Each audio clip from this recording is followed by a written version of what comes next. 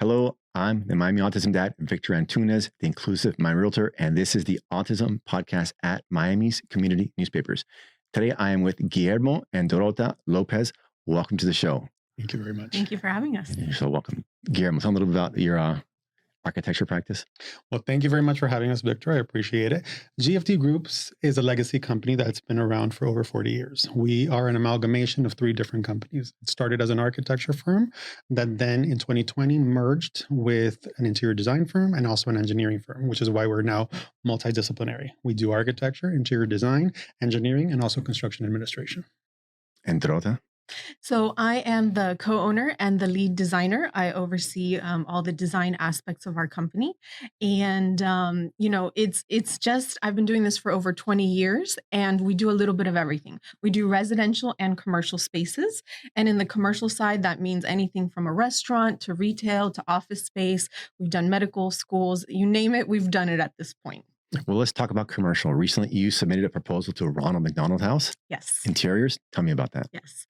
So Ronald McDonald House is an amazing organization that provides housing for children when they're going through different treatments. And everything is provided of no cost to the families. Because when you have a child that is sick, just the stress of where are we staying, how are we going to make this happen is something that the Ronald McDonald House is able to eliminate. So they're putting up a beautiful new 8-story building, and we did a proposal for the interior design. So the shape of the building is very important, but the inside of it, how you feel inside of the space, is equally important. So we're just happy that we'll be able to bring that beautiful, cohesive design to the inside of the space. And Dorota, you were explaining focal point. Yes. So the way we design is with one main focal point. We pick something that's going to be the point of interest, the exciting object where we want people to focus. And then we might have 2 elements that support it, and the rest of the space just is, and it balances it out. Because if you have too many focal points, it's overwhelming for everybody. And the space just doesn't feel good. It raises your energy. So that's why we go with one beautiful focal point, and then the rest of the space supports it. I've never heard of this before. So at the Ronald McDonald House, what was the focal point? So some of the focal points at the Ronald McDonald House are going to be murals. Definitely in more of the volunteer spaces and the board meeting spaces, it's going to be where the TV is, kind of the paneling, that when you walk in, it kind of gives you the wow factor, maybe a light fixture over it. In kids spaces, you definitely want some fun colors so the kids just feel that it's a space made for them, but you just don't, maybe it's one wall, right? And some really fun furniture. And the rest of the space is just a little more neutral so that it's not overwhelming. Interesting. And Guillermo, you guys have also worked with the WOW Center and Crystal Academy. Tell me about that work. Well, we've contacted them. We've spoken to them. The idea behind all of that is that we want to go ahead and be more aware of what it is that they do. I mean, we love what Mari does with the WOW Center. I mean, having that personal touch and that personal drive to create what the Crystal Academy has done and how they're fostering, how they're moving forward children. I mean, that's amazing. I mean, I love the fact that they even bring in the police department and the cadets into their space in order to go ahead and allow them to interact. It's amazing. As far as the WOW Center, Lisa, she's an amazing resource in terms of the fact that what she does is that she's trying to get older adults or adults on the spectrum into the workplace. And it's really just being able to be aware and how we can also be advocates for those organizations and how in the future be able to go ahead and use them within our organization. It'd also be a resource for them. Of course. Just when a family needs something from our standpoint, just how can we be a resource for information about architecture and interior design for those organizations as well? Maybe I'm biased because I'm from Miami, but I think we've got great architecture here. Agreed. I've been around the country and, back in the day, Miami was not such a great looking city, but now it's a very beautiful city with, I think, great architecture, indoor and outdoor. What are some great examples you've seen that are not just like nice looking, but maybe ADA compliant, more towards the disability community? Some like good examples you've seen, Guillermo? Well, for example, the Miami International Airport.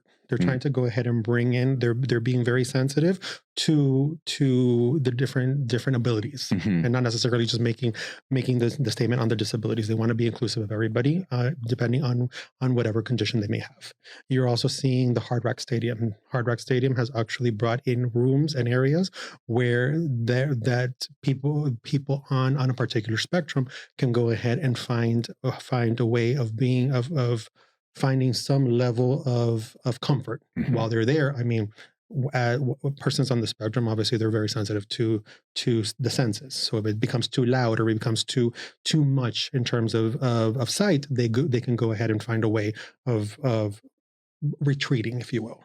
Salvador Park in Coral Gables, that's a big one. It's relatively new, but it really allows for children to go ahead and play, and the parents agreed. But it's not a one-off. It's where they only have one particular activity for a child of special needs. They have all of these different activities where children for all children of both typical abilities and diverse abilities can go ahead and play together. And so you see that across the board. You see it not only on large scale, but you also see it on the public projects as well.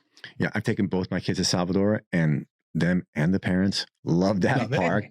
We need more like that. But back to the stadiums, the Marlins have got a sensory room, the Heat, the Panthers. So everybody is in on this, and they're doing a really good job, at least in Dade County. Of course, I mean, they're trying to be inclusive. I mean, the idea of inclusivity is not just finding a space for people that are differently abled. The idea of inclusivity is to be able to find spaces where everybody can enjoy. And we're actually seeing that a lot in office space design, and it's kind of across the board. You have it, everything from, let's say, a nursing mother that has a space to go, from just offices outside of your own office space that you can go if you need a little bit more quiet, or kind of like a little bit of a more meditative state that somebody, like different people could use for different reasons.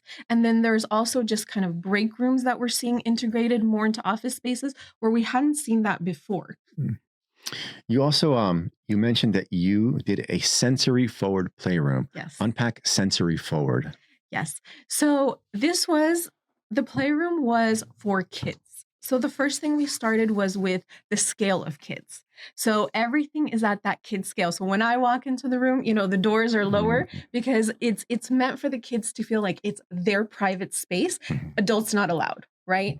So first of all, everything was at the kids scale. And then we really worked with materials. That was the biggest thing. Just what's on the floor, what kind of texture is on the walls, what kind of furniture are we using that the kids, when they sit in, what do they feel like when a certain texture touches their body? We had everything from lockers and storage that kind of mimicked a basketball back room to an actual basketball play space. We had little mouse holes for them so that they can crawl in, library, just lots of walls with really cool storage so that the kids knew exactly what toys were where. It's just a beautiful and fun project. Now, when you say kids scale, but kids grow. So how does that room evolve with the kids as they grow? Yes. So the room definitely had height. And, there is a level of remodeling that you would have to do as the kids evolve, right? Because the colors and the design that you use for younger kids is not the same that you would for older kids. So it would be very easy in just certain spaces to kind of remove some colors and to change out the colors, right? Some furniture might have to be at a bigger scale. You might have more of the computers and the video games and the iPad kind of things as the kids get older, that becomes more of the forward, less of the toys, let's say. So let's stay with the little kids, and then we can go, to teenagers. If parents are looking to make changes in their homes, what are some easy wins for parents to have kids with either all like sensory sensitivities? Let's say that. Yeah, I think the first thing, definitely paint. right? Just kind of choosing the right colors with the right warmth and maybe a focal point is really a great way to start. Adding some texture to a Mhm. space would be really good with some kind of paneling, things of that nature that could just be added on top of the walls. Mhm. Art is another layer that can be easily done, and lighting. Anything that we can control kind of the layers of lighting that sets the mood in a space. Those are things I feel that are easily accessible. And then of course, if it's able to just kind of zoom out, right? We want to look at the space with, like you just mentioned, how can this space grow with my child? Mhm. Right? And then that might just take a little bit more. Are we talking about built-ins, access to the actual room? What's the vicinity of it, right? Where's the bedroom compared to perhaps this room, this playroom, or this just multi-function room? So you want to kind of zoom out also. Where is that space in relation to the whole house? Yeah, with my kids, because they're still little, for their playroom, we bought those styrofoam mats you can get like at Home Yes. Depot, the little squares, Yep. and put those down, Yep. and they love them. And the cousins love coming there. And I think that even as they get older, we're going to leave the padded floors. Yeah. I think it's just great. Yes. Now, Guillermo, earlier we were talking about like things like ramps, Mhm. that you can have a cheap aluminum ramp or a very nice aesthetic ramp that blends with the building. Maybe you don't see it. Maybe it improves the aesthetics. Tell me a little bit about that, Guillermo. The idea behind that is always dignity. I mean, you don't necessarily, for example, a ramp trying to get into a building is a necessity. Mhm. It's an ADA requirement, the Americans with Disabilities Act. A person in a wheelchair cannot necessarily go upstairs. So when you actually when you build a ramp in front of a building or around the building, you want the person who is going to use that ramp to be able to use it in as similar a fashion as a person who is able to walk. So you're not going to want to put them on the side of the Mhm. side of the building. You're not going to want to put them in the back. You want to be able to go ahead and highlight the fact that this is an inclusive and an inviting environment, if you will. Mhm. So when you're thinking about ramps, obviously you have to take into consideration ratios, the ratios of being able to go in up, so it's comfortable and accessible Safe and and safe for the person using it, so that they don't wheel too fast, and it is actually usable within reason. And also you want it to look good. So Mhm. it's twofold. Not only does it have to be compliant, but you also want to bring in the aesthetics to it. And you know what's interesting? So for us, anytime that we design something, ADA is kind of it's part of the project. It's Mhm. a requirement, and it's something that we comply with standard as part of the design. So we don't really see it as how do we have to accommodate this ramp? It's part of the design, and it's part of the look and feel that we're Mhm. creating of the building right from the beginning during our design. I'm also thinking like in the home, because people are going to want to retrofit their homes. What have you been seeing as far as that, Guillermo? We've been seeing actually elevators. Elevators. Because we do have a lot of aging in place. I mean, you have to take into consideration as property pricing is going up. Mhm. A lot of people are deciding to stay in their home, and so how do we go ahead and make their home theirs for the long run? You also see multi-generational living, where you have grandparents, parents, and children living together. And when you have two-story buildings, grandparents, unfortunately, they become less mobile and Mhm. they can't necessarily move as easily as before. So we've started seeing a lot of elevators being placed in the home. Or you start creating in-laws quarters within the home. For example, moving your elderly parents to the first floor as opposed to keeping them on a second floor, or an addition, or they call it granny pods, Mhm. where you give them a sense of independence, but they're still on your property. Where before, a lot of people, you heard the term efficiency, but that's no longer the term, because it's really a space for dignity, Mhm. where your family member can actually feel that they have their own space. They can live in the way that they want to live without necessarily feeling that they are a burden on their family. Go ahead. I was going to say, we also see it a lot in bathrooms. So anytime somebody remodels their bathroom, that's the time to put a few things into place because bathrooms are where most accidents happen.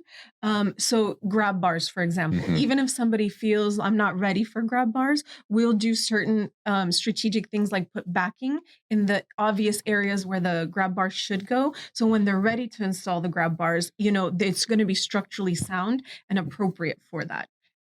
I'm also seeing like my parents, they put grab bars in at the entrance to the house because there's that Spanish Absolutely. tile. And when it rains, that Yep. is just, you might as well be walking on wet Yep. ice. Mhm. Yep. So they're doing things like that. Yep. Then, you mentioned a remodel, but my parents didn't remodel their bathroom and yet they put the grab bars. Yeah. So it doesn't have to be a very expensive thing. They hired some handyman, put the bar in, and it worked.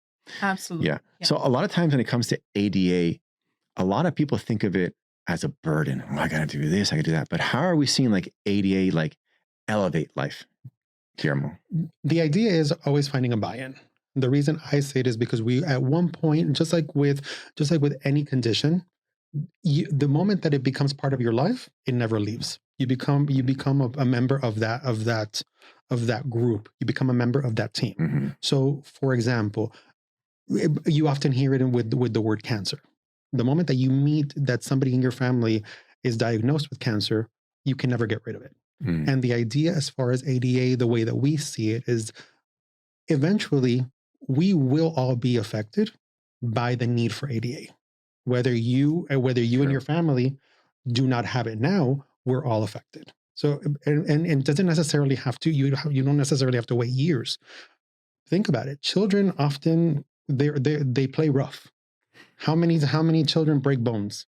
And when they break bones, they may be in a cast. They may have to use crutches. They may have to use a wheelchair. And it's not until you're actually using it when you actually have to be able to get from point A to point B or use simple rooms in your house, like a bathroom, and you don't think, how am I going to get in there? How am I going to navigate? That's how we start looking at it. It's no longer them versus us. It's at one point or another, It's all of us. it's all of us. It's all of us. Yeah. And it's just a matter of time. So you might as well embrace it, Mm-hmm. where this is a matter of affecting the masses versus a select few. And I think it gives everybody confidence, right? There's Mhm. confidence I can get in and out of this building or this house. When that restroom is there, it's going to support me in whatever capacity I need it to support me. I'm going to be able to maneuver in the building comfortably, independently. It's confidence. Correct. Now, in terms of the masses, we have got projects like the Prez Art Museum, the Underline, but everybody knows about these. Are there any like less high profile projects being done at the civic level that you think we should be talking about? On the civic level, in terms of projects themselves, we are seeing, for example, how the different municipalities are bringing in differently abled workers. And they're trying to find a way of being able to include them. As far as, aside from the projects that we've already mentioned, you're seeing on a smaller scale, for example, what Dorota previously hinted at as far as offices are concerned. Private businesses are finding ways of being able to go ahead and cater to the differently abled. It's no longer a situation of this is a corporate office is a standalone. It's one size fits all. Think about how it was in the past. Remember how the Google headquarters, when they first debuted, all of the different items that they had. For example, they had places, they had 15-minute sleep pods. They had places where they can go ahead and escape they can leave their desk and go and enjoy the outdoors. That's what's happening now. And the idea, what these projects are being done both on the municipal level or the citywide level or the county level, as well as the private sector, is the stakeholders are trying to bring people back into the workforce, which a lot of people missed as a result of the pandemic, where people were working from home. The idea is to bring people back into the corporate world, into the corporate environment. And they're doing that by offering different accessibility rooms and environments within their spaces. Like, for example, in our particular office, we have an office that's separate, that's not readily used one specific office where a team member can go in if they want to go ahead and do a private call. Or at one point we had a person who told us, you know what, I sometimes need 15 minutes just to go ahead and close my eyes. You have that space and you allow for that, but that's because you're meeting your team where they need to be. And go ahead. I would like to also add, I think it's the private, so schools. It's more of the private schools that our clients that we're seeing, they're the ones pioneering a lot of things because they're dealing with the children or the adults or, whoever they're serving on that everyday level, on the ground level. So they know what the people need. And then they actually bring that to us. When we design or remodel or, whatever we need to do within a building, this is what needs to happen in the space. And they're actually driving most of the change in terms of building code and, what's good design, what's good inclusive design. What are some examples? So with the schools, right? It's just definitely, it's spaces that are multifunctional. So it's where people can gather, but it's where definitely people can kind of go into a smaller group and regroup, reset, so that you go from, it's multifunctional. That is really the biggest thing that we're seeing. And why do you think the public schools aren't doing this? I think that's a bigger ship to turn, Yes. Right? It's a little bit harder. And again, every time a new school is built, it's also there. It always starts with kind of a charrette and just a concept. And they do try to bring in great principles at the same time, but it's a big ship with a lot of bureaucracy. Mm-hmm. And sometimes those amazing, great ideas get kind of, just filtered out or edited out, that later on we find that things like parent groups, they'll raise the money, let's say, to bring in something beautiful into a school, whether it's a playground or whether it's kind of some kind of art space, or just the things that aren't necessarily functional, but, just make life a little bit funner. There's also the concept, there's also the concept of the demographic. There are certain schools where diagnoses haven't necessarily reached on a greater scale. So of course, a school may not necessarily feel that they need it. Mm. And so that's also a concept that we need to go ahead and take into consideration. That's why when Dorota says it's a much larger ship to turn. It sure is, yes. Because we don't know what we don't know. Mm-hmm. And even on the public school system, you see it. They don't know what they don't know. Now, these private schools that are making these changes, are they seeing it also be an economic driver for them? Yes. Oh, absolutely. Unpack that for me. In Miami alone or South Florida alone, we are at a shortage of schools. However, you also need to take into consideration how many people are coming into South Florida. You have people from New York, you have people from Chicago. I mean, the whole world. Everybody's moving to South Florida, and there are not enough private schools. No. To the point where even the largest donors, the richest donors, they're actually seeking, how can I go ahead and find or subsidize these existing schools so that we can go ahead and put my child in. They're buying access. Mm-hmm. And if their particular child is of a particular demographic where they may be neurodiverse or they may be physically diverse, they're going to be that much more vocal, not only with their voices but with their treasure, in order to make those schools. I mean, for example, one of the recent additions to South Florida just went ahead and set aside a specific amount of millions of dollars in order to bring a school from New York to have a presence here. I think I know who you're talking about. Go ahead and say his name. It's fine. It's Citadel. Yeah, Citadel. Mm-hmm. And what's his name? Ken Griffith. Ken Griffith. Yes, I read about that, and that's phenomenal. Yeah. But I'm also thinking about the smaller school owners that don't have this unlimited budget. For example, I was at Koala ABA in Doral, and I did a visit there, and I walked inside, and it was like the Rainforest Cafe. Yeah. You've been there? I haven't, but you've heard about it. Yeah. It was fantastic. So I asked Pedro Cubelo, who is the owner of the school, I was like, a little bit expensive or very? He said, very expensive. So I'm wondering, like, how could a school that maybe doesn't have Pedro's budget make some of these sensory changes, but on a more budget level? I think that's the beauty of design, right? We can find solutions on different levels. So The rainforest, 3D, the interactive, the lights, the sound, we can find ways of maybe making that a little more 2D, right? 2D? 2D, meaning that 2D, so okay. it's more of a, Yeah. it's two-dimensional. Yes, sorry, my lingo. So maybe it's just more of a mural. Okay. Right. So now we haven't, it's not the sculptural aspect, but we bring in a great artist that can create a lot of that vibe through the artwork. There's always options, right? And if it's not necessarily a mural, how can we do it with artwork? So there's definitely different solutions that we can bring to the table at any price point.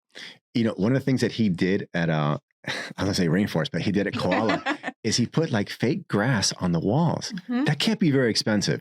And it was super cool Yeah. to see that. Yep. He also painted the walkway like a road, like you know, Yeah. it's like you might see in The Hobbit or something. Yeah. Super cool. And those are examples of different wayfinding. Because wayfinding is Wayfinding, okay. is a form of letting people know where to go. Right. And so when you do things like that, where as opposed to just the natural signage that everybody thinks is like, okay, the exit is here, the bathroom is here. But if you actually do something fun and you design a road where a person who may have a difficulty reading, they'll know where to go. Yes. And they feel comfortable without having that inner panic that I don't know where I'm going. It really brings back that confidence. It really brings out that personal dignity where they can go ahead and know where they're going. And for example, you mentioned the grass on the walls. Sometimes that's comfort.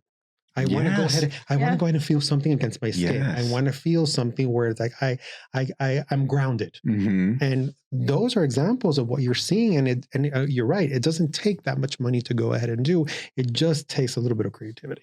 It sure does. You know, and you said fun. It's not just fun. It's elegant Yes. too. Now, you guys are also involved in some charity work. I want to talk about that. There's Share the Love. Tell me about Share the Love. That was actually Guillermo, so I'll let him talk more Yes. about that one. Share the Love was an amazing organization that I actually learned through a friend of ours who was based out of Dallas. And Share the Love is an organization that not only do we acquire wheelchairs, but we assemble them and we actually deliver them.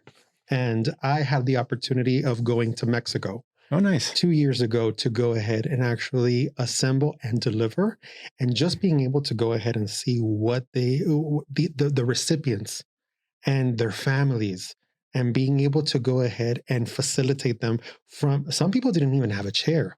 Other people were in a chair that was so badly damaged that there was no way that they were moving. There was actually, I remember this one person, she actually lived in, for a lack of a better word, a shack on a beach, and getting her wheelchair from the sand on the sand and off the sand created such wear and such tear on her wheelchair that she needed a new one within 10 months. And when she received the new one, she was so grateful because she was also a mother of 3. And just being able to go ahead and see that and give back, there are no words. Yeah. You know, I've traveled through Latin America, other parts of the world. There's so many things that we take for granted, especially in a wealthier city like Miami, like wheelchairs. Like you just think, well, that's universal, but no, there are places where they just don't have that. Yeah. But you said this is still an ongoing thing, right? Share the Love? Yes. Are they Miami-based? No. If I'm not mistaken, they are Texas-based, but they do deliveries all over the world. For example, so the one that I went to was in a small town outside of Punta de Mita, Mexico. They've done deliveries in the Philippines.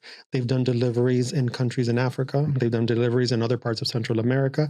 I was just part of that delivery. Of course, we offer through our treasures, but I was part of that official delivery. What a privilege. What a privilege. Well, I got the 2-minute warning like 2 minutes ago. So I've got 5 last questions I want to ask you. Okay. So build up. The first one's for you. One public works project Miami-Dade can be proud of. I think, Salvador Park is a beautiful one. Yes. I think the community can be very proud of that. You know, and that one comes up over. Yes. And I hope that one day that it's so common, parks like that, We don't have to talk we about forget about Yeah. that was the first one. Yes. And I think that we'll get there eventually. Yeah. Second question for you, Guillermo. A project that made you stop and think, this is why we do this.